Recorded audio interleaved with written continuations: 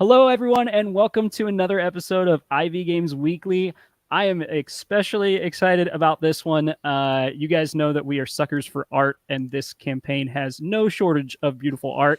I am joined by Zach Dixon, who is my co-host, and Samson, who is here with us from ICE from This Way Games. So, Samson, thank you so much for joining us today. Thanks. Samson is in Paris, and so, that's a long distance away, so we have technical problems. Work with us. But we're so thrilled that you're able to join us today. Before we jump into talking to you, which I'm very excited about, we did a giveaway last week for Moonrakers ship tokens. So I am going to do a giveaway using a new system. If you guys watched Ivy Back this week, we had a terrible time giving away something because I had some technology fails. And thank you for everyone who commented and messaged me and helped me figure out how the heck to make that better. So we are going to be using a random comment picker system. We've already set up a keyword filter for hidden because that was our hidden leaders episode. And we are going to let it select a comment and tell us who the winner is. All right, so Kevin Turini, you are our winner this week. I will go back and comment on your comment and tell you that you are the winner. So thank you so much for commenting and watching last week. This week, we'll be doing another giveaway. We're going to be giving away a Kickstarter exclusive edition. All you need to do to enter into that is to watch the episode, and at the end of the live stream, you're going to comment in the comment section with the word ICE. Big surprise. We're really, really pumped to hear more about this game, and I expect that you guys will be really, really thrilled to see some of this beautiful artwork. So, Samson, thank you so much for joining us. ICE is already at $150,000.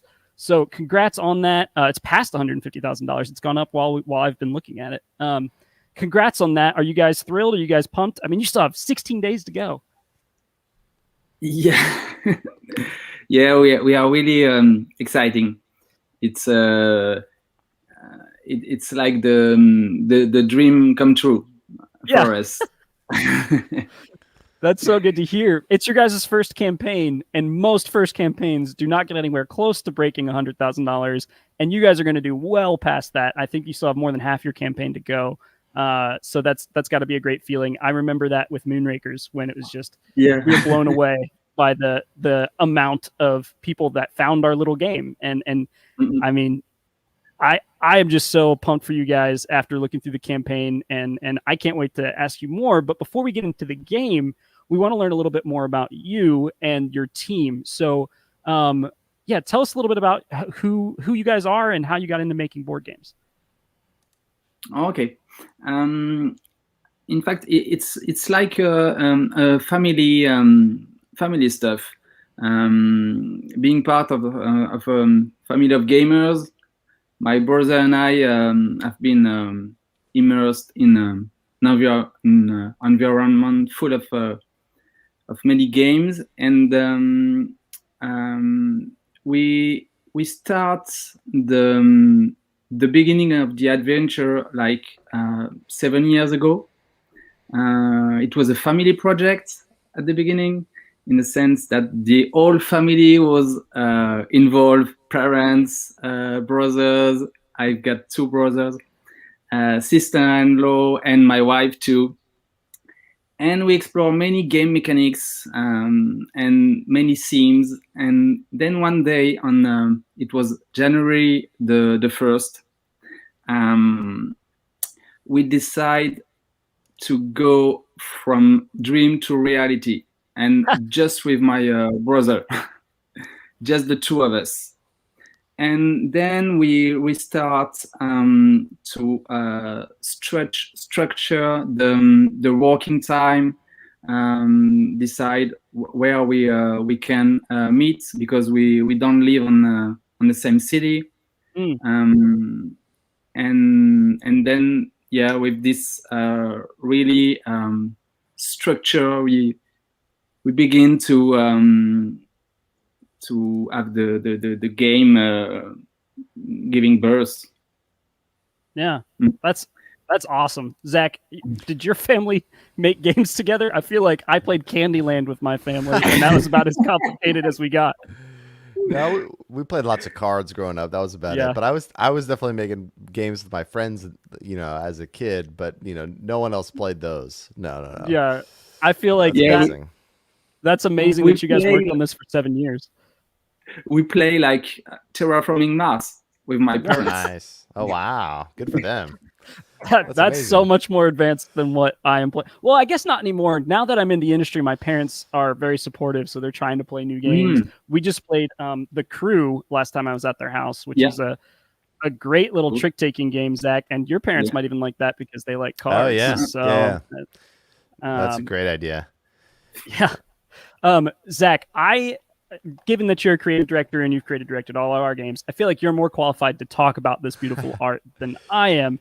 But could you jump in and ask some questions while I show off the Kickstarter page? Oh yeah, no. So I'm so curious how you got hooked up with your artist, and like I Mhm. mean just some of the comments rolling in now, like ice is beautiful. I need this game for the art alone. The art in this game looks amazing. I mean, it's just so wonderfully art directed, and it's just kudos to you and your whole team. I mean, it looks beautiful. The Kickstarter page looks beautiful. Like I concur. Like I want this game just for the art alone, and that's one of the things that our team really like. Is one of our tenets for games. Like we want people to come to our games and just be like, I would buy this for the art alone. And also you're doing amazing things on the gameplay side too. And so like, that's one of the reasons we just had to talk to you. Cause I feel like, you hold those values as well. So please, yeah, tell us about the art. Tell us about how you got connected with your artists, all that stuff. Yeah. The Yeah. It's the work of Léonard Dupont. It's a French artist. He joined us in the beginning of the adventure, like 2 years ago, and yeah, he really has a phenomenal artistic touch, Mm-hmm. and it was the first artist we took for this project, and it was for us, my brother and I, the important point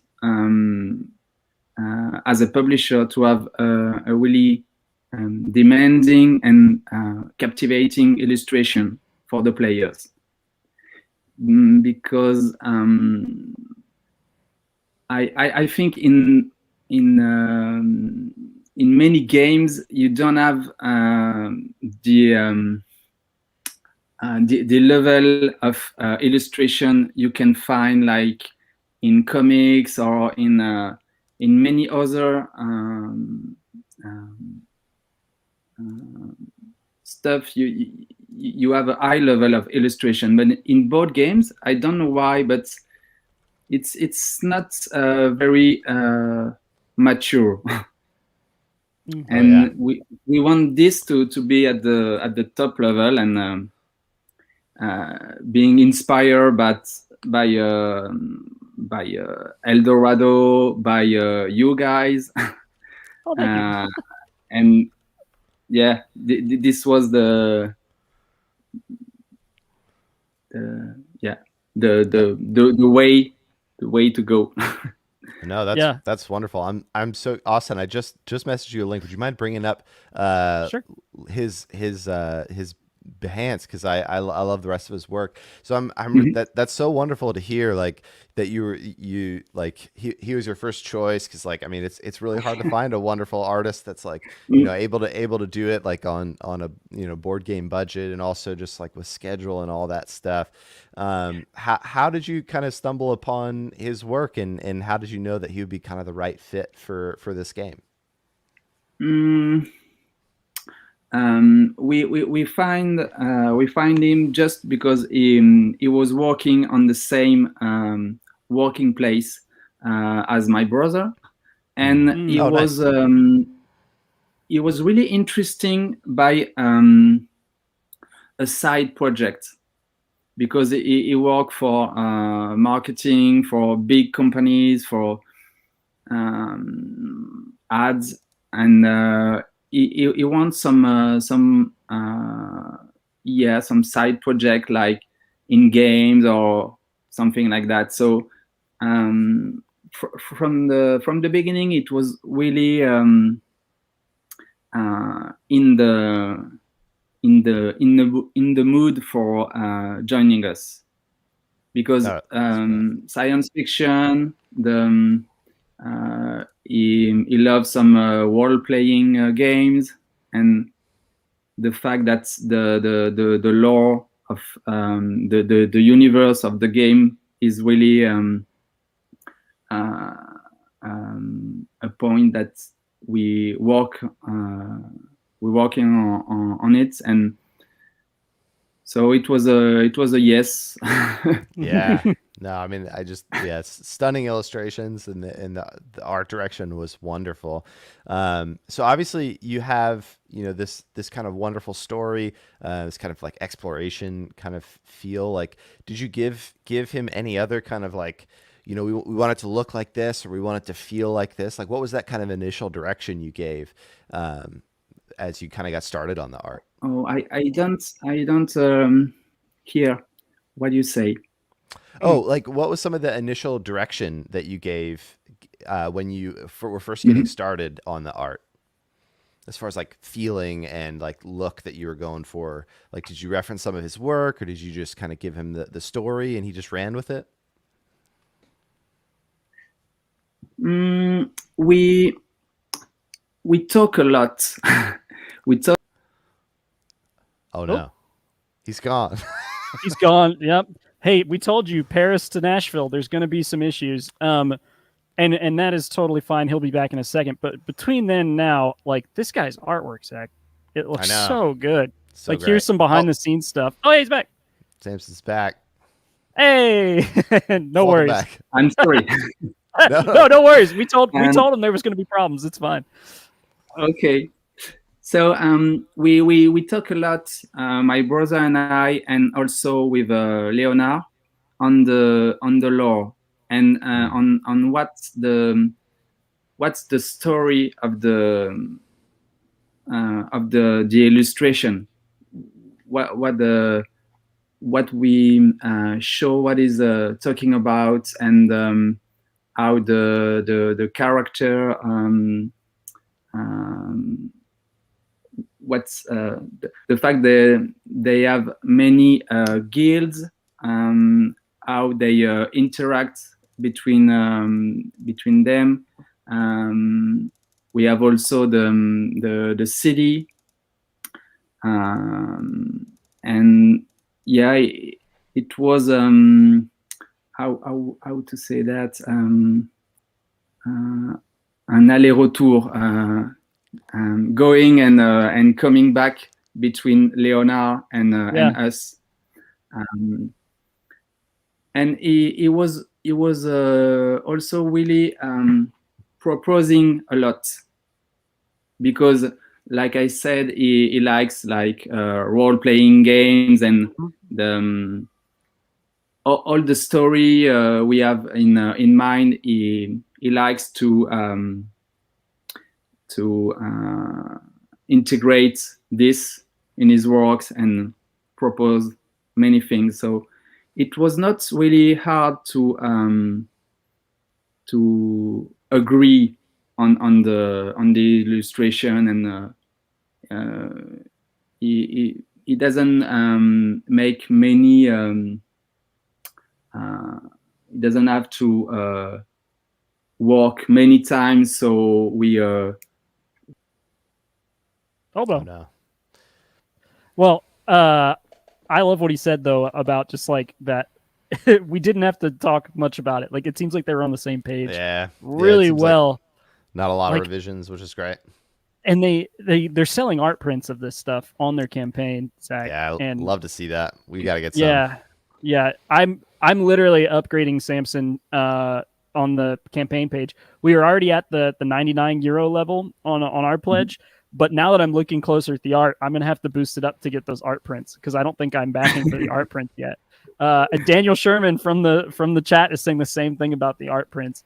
Yeah, like me and Zach were just telling, like, we totally agree, like, that that the art is to that level where it's like there's not many games that I want to hang the art on my wall. And that was one of the goals for both Veiled Fate and Moonrakers, was to have an art quality that deserved a place in your home as art and as a board game. And like we just don't like this is just to the level where it's like, yes, like I would put that in frame. The moment I saw it, I was just like, oh, we gotta have this. So did you guys see the last illustration is the collector cover? I did, yeah. And there's a little Easter egg in it, I think, isn't there? Let me bring that up. How's it? And you guys just updated it, right, as well? Yeah.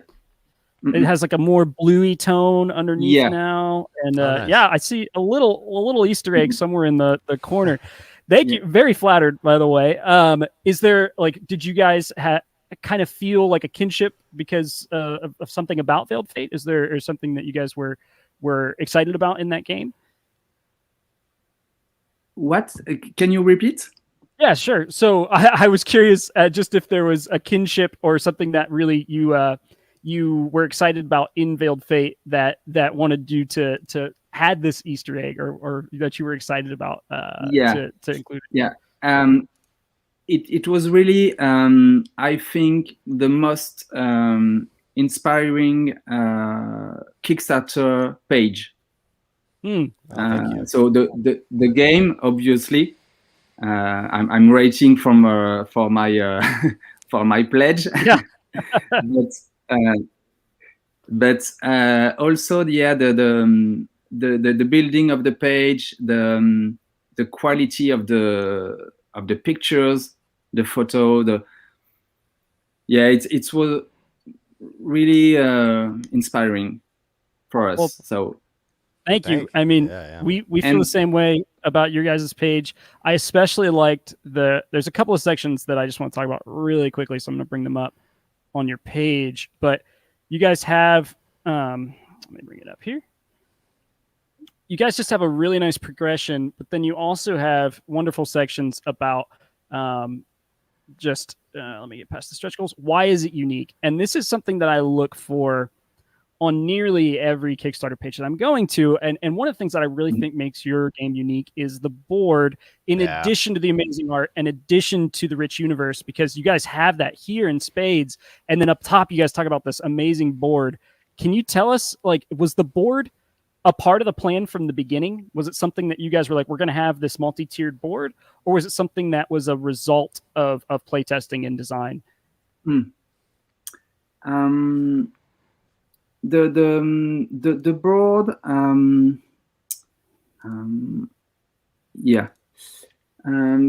the board was imagined like 5 or 6 years ago. The mechanic. Wow. Yeah, that's incredible. So this was back when the family was all doing it together, not just you and your brother. Yeah, it was not this board, but the idea that we have like 3 levels of tiles. And so when you discover a tile, you have this geometric square figure with the 3 side of the cube. And it was the beginning of the game, but the board, the real board, the physical board, was like 2 years ago, 2.5. And I have the prototype, but I don't know if it's just right there or not.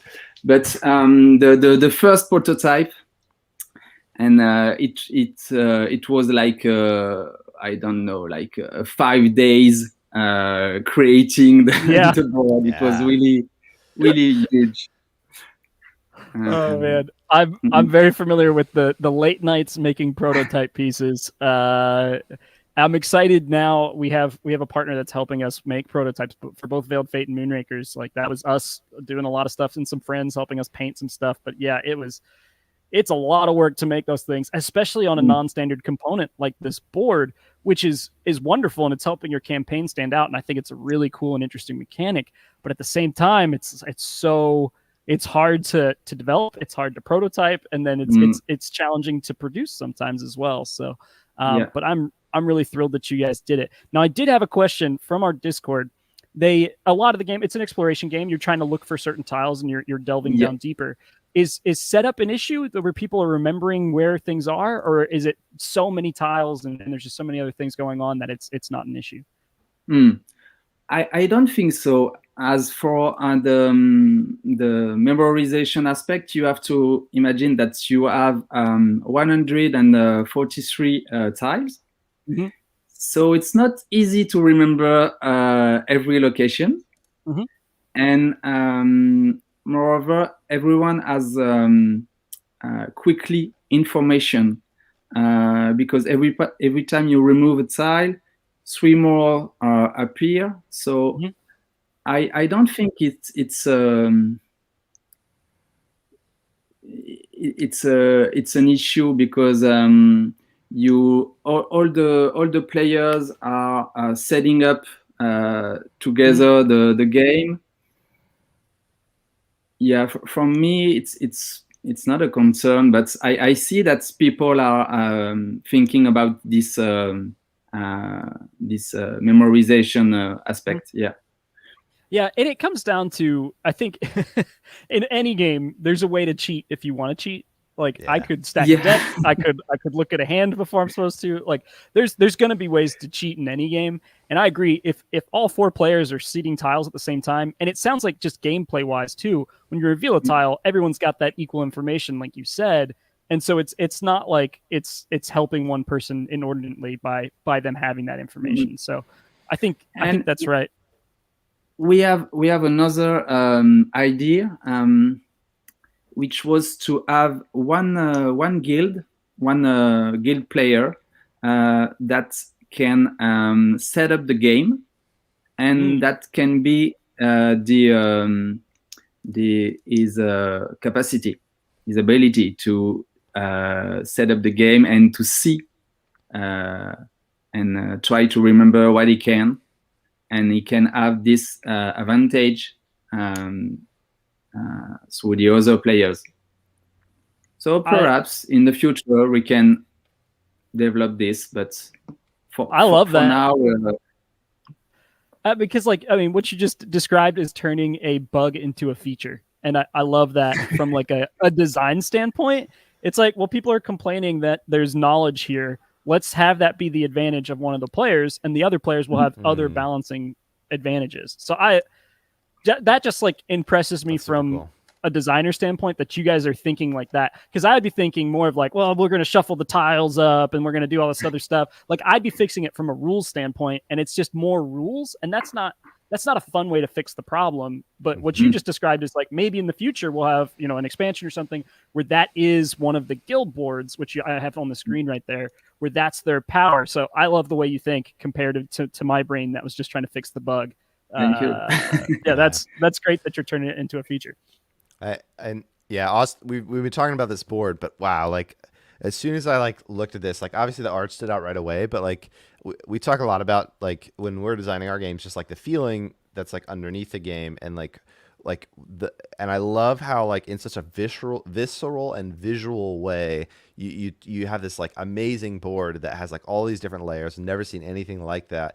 And like I love games that have like some kind of discovery element, and like you've kind of tied that up into this like one big statement piece that I think is just going to look awesome on the table. But like even at the like first moment really grabbed me, and I thought like, oh wow, this is going to be a discovery like based game in a way that I've never played before, and I've like got to get it to the table. So just huge kudos to you and the team. Like that like centerpiece of this really unique board, I think is going to be really special.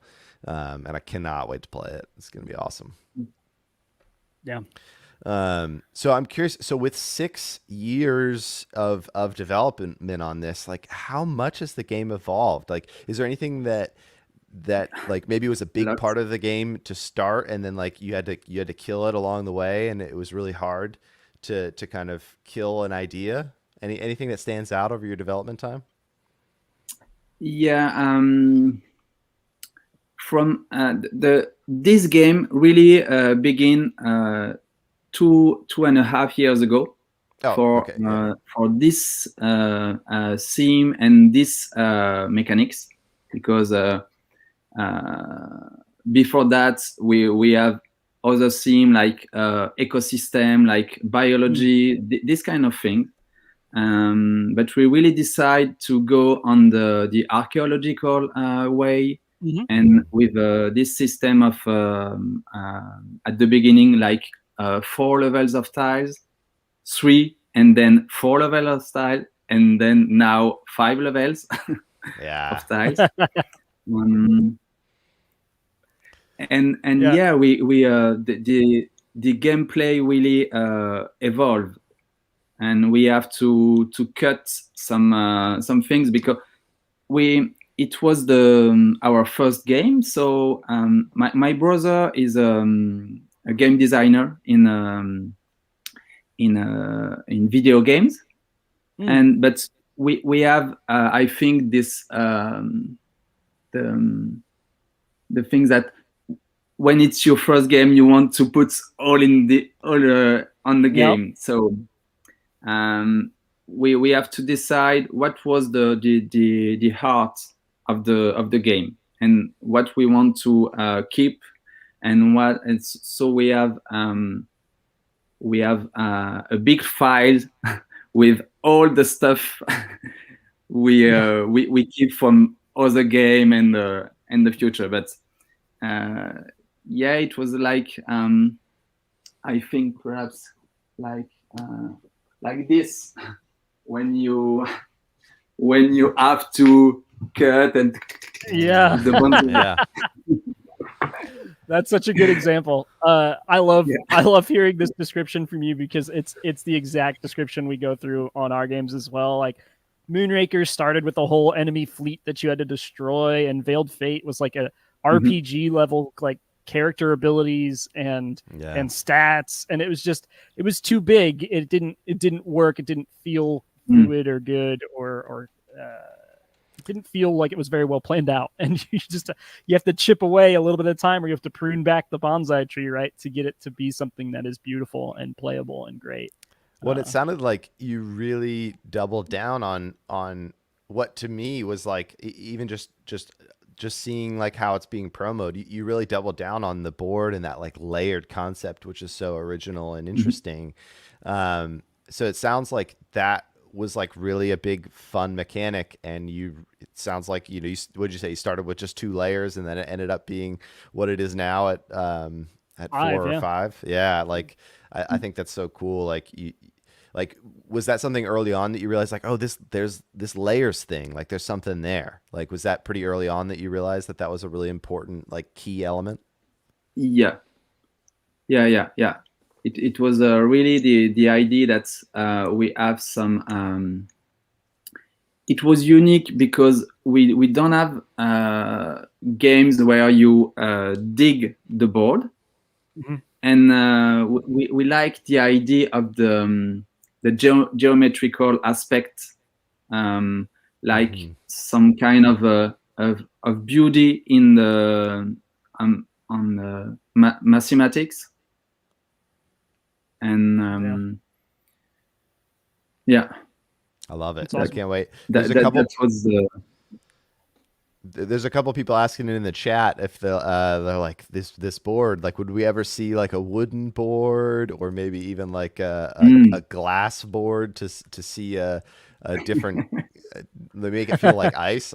That's a nice idea. That sounds like really big pain in the butt to ship, but it does.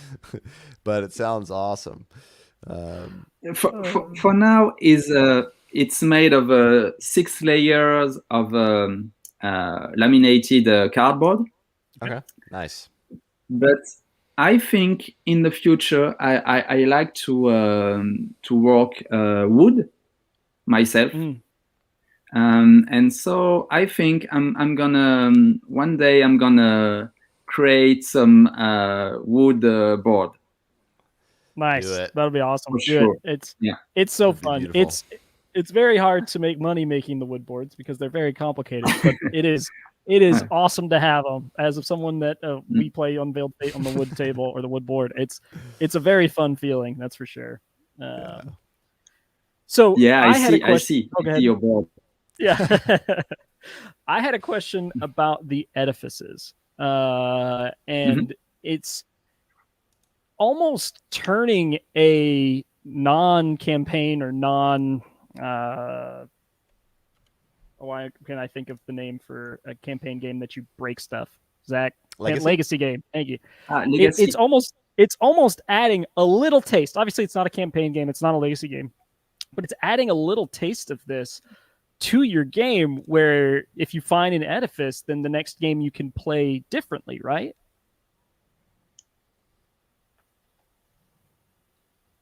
So is it how did you guys is it something where you can discover different versions of the game and then you play that way next time? Can you explain a little bit more about what the edifices change? For now, we cannot reveal a lot for the edifice part. Okay. Because there are some soft legacy in the game. Right. But what we can say, it's we want to develop some variant of the game. And for example, like a cooperative mode. There is also this big sentinel worm, like a guardian of the artifact, which will be a mod with a big beast that is progressively moved by the players. And the idea is that you can then choose the edifice that you want to play with, and you can add like 1, 2, or 3 edifices to have a new way of playing the game. Yeah, that's so cool. We're literally talking about some different game modes in our next game. And it will not be nearly as cool as a reveal as this is, to where you're like actually discovering new ways to play the game while you play. And I just think that's so unique on top of all the other unique stuff. You got the art, you've got the board, and now you've got this edifice like semi-legacy component to the game. And I'm really impressed that this is a first time campaign. There are ideas here that seem like old pros. So yeah, I'm really pumped for you guys, and you guys should be really proud. So you mentioned that your brother had some experience in video game design. Do you feel like that experience in video game design carried over well to the tabletop space? Yeah. It was the first tabletop game he made, and I think it really helps him to have this ability, and it was not so hard as he says. That's great. But it takes some time, and to debug, to improve the game, so everybody can play easily, because there's a lot of stuff, a lot of tiles, and so the big issue was to have some automatics in the game, like for the setup, for things like that. That's great. Mm-hmm. I'm also curious, like one of the things that's been really challenging, especially with the pandemic, is playtesting. How can you tell us a little bit about your playtesting process for this game? Yeah, we playtest a lot, just 2 or 3 or 4 player, like family stuff. Nice. But the idea of the TTS was really to have a lot of playtests. So we need this to adjust the rules to and so I think without the TTS we can we can have the launch the Kickstarter. Yeah. Oh yeah. We felt the same way Yeah, about it was- Veiled Fate. It was almost exclusively playtested in TTS for the first Yeah. 6 months of development, I think. So Oh yeah. yeah, It's huge. It's really, really helpful. Yeah. That's awesome. How did you guys approach the solo mode? That's something that as designers, we don't play as many solo mode games, and so for us, it's more of an uphill battle than the rest of the development is for us. Did you guys enjoy solo modes before this? Did you take inspiration from other games, or was it mostly your brother's video game experience that helped you guys develop that?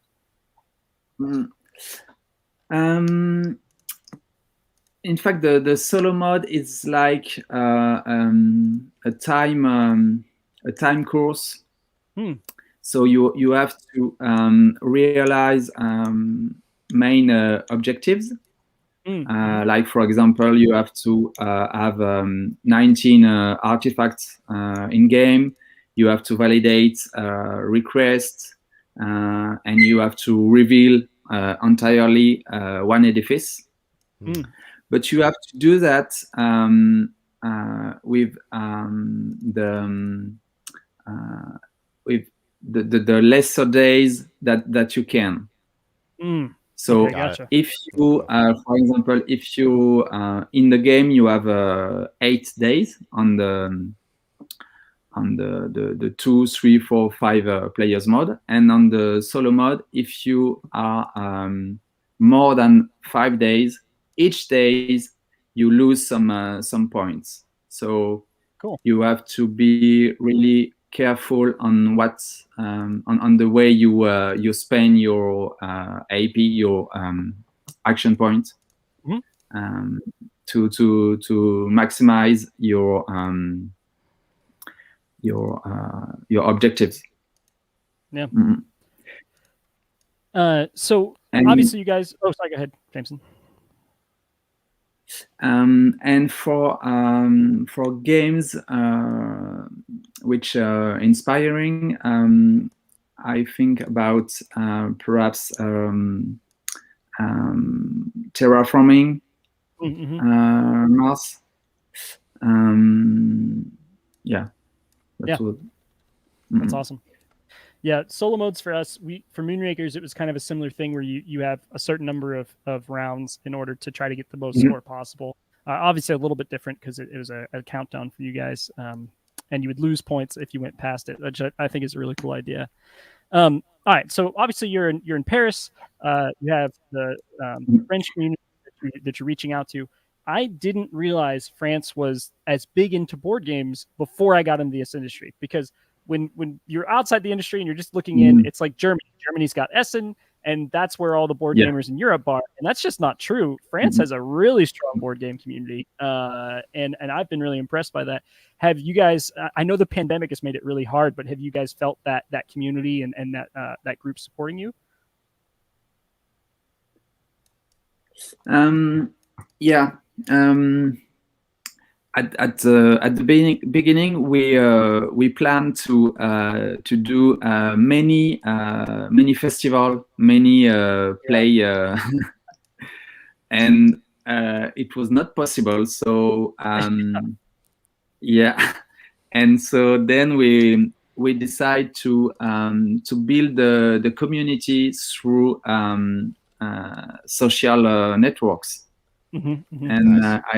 I really have spent a lot of times as a myself community manager to try to look at the Facebook group and to see where players can speak together and can gives feedbacks and everything. And so Facebook group was a big concern, because there is so the amount of information, of feedback you can have, of people you can cross, and it's what really really big. No, 100%. Yeah, it's even just become bigger because of the pandemic. I mean, with Moonrakers launch, we were doing local community events. We went to Gen Con. Like it was just totally different for Veiled Fate because we didn't have that, and we tried to sponsor Essen because Essen was during it, and it just didn't have the same effect or the same excitement around it. And so I can only imagine what it's like to launch a game for the first time, where you don't already have a community of people supporting you during a pandemic, because it's just so much harder to gain that community. But it seems like, I mean, at 160,000, you guys are $500 away from 160,000. Like that, you must have done an amazing job generating that community from nothing, really, because it's just the artwork. Because it's on Facebook, like people can't play the game on Facebook. They might have TTS, you can get them to play that way, but you really are creating a community out of nothing. And I think that speaks to some of the unique elements of the game. And then Samson, the good job that you did, and then also the artwork that you guys were able to develop that community. So kudos to you there. Thanks. Anybody in the audience, if you guys have a question for Samson, we would love to hear that. It's definitely a game that is very inspiring. I want, Samson's gone, but I'm going to keep talking. Peace, Samson. He's got to want to answer questions. Like for me, I've always wanted to do a game with a really, really custom component like this, something that you haven't seen before, like this board. And this is inspiring me to try to tackle that on a future game, of having something really unique component wise. With Moonrakers and Veiled Fate, I think we managed to have some unique elements component wise with the ship tokens or the metal minis and the circular board and stuff, but nothing compared to this awesome board, this multi-level board that you guys have. So you're inspiring me, Samson. I really want to make something with a custom component. I've always wanted to go, like, I feel like so many games ignore the y-axis, like the depth of it. Like I've always thought, like, it'd be so cool to have a game that has like multiple tiers, like it's got different stories, or like builds upwards. But you went the opposite way. You're like, what if we went under the table? It's awesome. It's such a fun idea. So I can't wait to get it. Can't wait to get it to the table. And hopefully Panda can produce it for you just so fast and get it to us, a couple months maybe, right? No. Yeah, that's all it takes. It doesn't take any amount of time to get a board game made or shipped. That's it. Samson, I'm so glad you guys are working with Panda, because I feel like Panda will execute to a quality level that your art and your game deserves. So when I saw Panda as one of your partners on your page, I was so excited, because we just love them. Panda, if you're listening, thank you for all you guys do for us. But yeah, really pumped. We're asking for 10 quotes. And at the beginning, we want to produce in Europe, and it was really not an option because of the cost. And then we turn to Asia and to China, and it was really important that they have a big expertise on for the board, for the complexity of the board. And it was Panda. It has to be Panda. They have such a good reputation for a reason. They execute extremely good looking games. So I'm really pumped for that. So Daniel is asking, are you planning on having this game at any conventions this year? Gen Con or Origins? Would love to try this. Take it away. I don't know if we can make some convention, but and we're gone. Sounds like maybe not. We'll be at Gen Con and Origins both. I think if he's going to be at one, it's probably going to be Essen. But I'm not sure. Is Essen happening this year, Samson? Do you know? I don't know if Essen is gonna happen. Yeah, I don't know either. Mm. And the Gen Con? I think it's just online this year. Austin, you're frozen, which is surprising. He's usually the one who doesn't freeze, but so far it's happening. Says Illa. So hopefully we'll be there. I don't. Austin's the keeper of this information, and he's frozen. So there was another question from Chuck, which is how's VAT affected in this campaign? Have you started looking into the VAT part of the campaign? Yeah, the VIT was it's on the price, so we charge this on the publishing company. Got it. So it was not really a change because in France you have the VAT. So got it. No, that makes sense. For, so just let's see, just a little over. How much time do you have left on the campaign here? 16 days to go. Yeah, and 10 days. We are the 10th day today. Wow, that's great. So any how you feeling? Like what's kind of this last kind of 2 weeks of the campaign looking like for you all? Yeah, we have big stuff and some amazing stretch goal, and we just launched the social stretch goals, and one of the social stretch goal is to have a new guild, and so a sixth guild. And it's gonna be huge because we want to ask to the community to be part of the not all the mechanics, but part of the illustration, the game design. We want to we want to have the community creating with us this new guild. That's awesome. Yeah, that's really cool. Sorry, my internet is down. I'm actually using my phone's internet, so we'll hope that holds up. I'm impressed that it is working so far. I think we'll see. Anyway, but that's really cool to hear. How can we share about that social stretch goal? Is it in an update, Samson? I'm gonna perhaps stop cam. Okay. So you can hear me well. Perhaps if I stop cam, you can hear me well. Yep, I can hear you better actually. Oh, Zach, can you hear?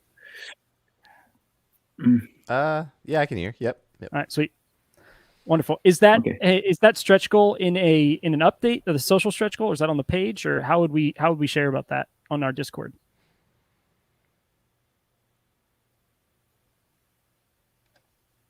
Oh, I did not hear. What do you Zach, say? will you ask the question? Yeah. So you're coming in great, Austin. So we're good there. Okay. Samson, he was just wondering what would be the best way to share about it in the Discord. Should we just push them to your Kickstarter page? Yeah, we have a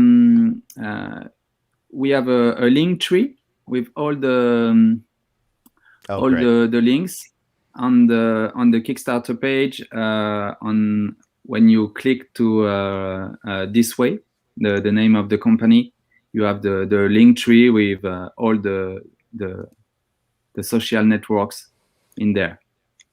Perfect. Great. Awesome.